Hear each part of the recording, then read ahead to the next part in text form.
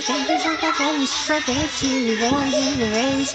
Inside it, this probate of everything up what you got. On the floor, on the way, God. People think it,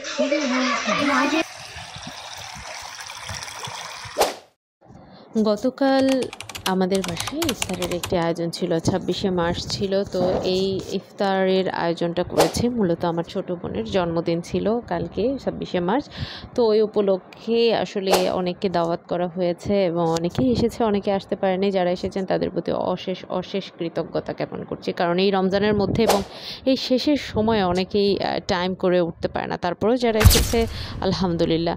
তো দেখুন আমার ছোটো বোনের যেহেতু birthday, অল্প ছোট্ট পরিসরে ছোট মানুষ বললে ভুল হবে, তার 150তম জন্মদিনের আমরা আসলে কেক কাটছি।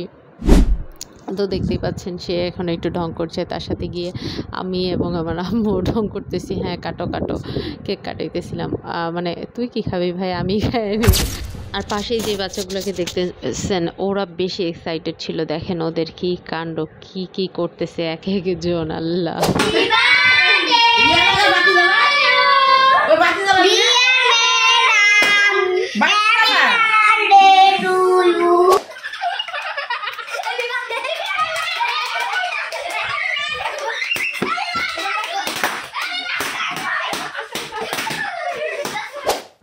যাই হোক, ওদের মজা শেষে তাদের ছোট্ট হলে কী হবে, প্রত্যেকটা স্টুডেন্ট তার ম্যাডামের জন্য কিন্তু গিফট এনেছে। দেখতেই পাচ্ছেন ছোট্ট আরেকটা ছিল, ঠিক আছে, রেদওয়ান দেখতে পেরেছেন, ছোট্ট একটা ছেলে ছিল। ও আসলে ওই যে ইফতারের পরপরই নামাজ পড়তে চলে গিয়েছে, ছোট্ট বাবু, সে কিন্তু মাদ্রাসায় পড়ে, তারপর কিন্তু আর সে আসে নাই। তবে ও আসলে ভালো হতো, কিন্তু ও আসে নাই মূলত আমার ভয়ে।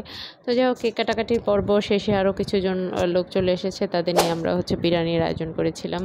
তো বিরিয়ানি খাচ্ছে সবাই। এরা এতটাই মানে রোজদার আরও ইফতারের দাওয়াত করছে, সবাই ইফতারের পরে আসছে, এরকম একটা অবস্থা। যাই হোক, সব কিছু শেষে কিন্তু আমরা কী করলাম, আবার এই যে গিফট ওপেনিংয়ের পালা। ওয়াও, জাস্ট লুক দিস, মানে অনেক সুন্দর ছিল। এই গিফটটা কারিনা দিয়েছে। কারিনা, তোমাকে অসংখ্য ধন্যবাদ। তবে কারিনা ভাই একটা ভিডিও ওর জন্য ঠিক করতে পারি না, কোনো ভিডিও তো ওর ফেস দেখাচ্ছে না, মুখ ঢাকতেছে, কি ঢং।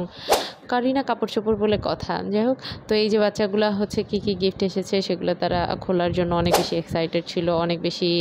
এই যে ছোট্ট বাবুরা অনেক সুন্দর গিফট এনেছে, সবাইকে অসংখ্য ধন্যবাদ।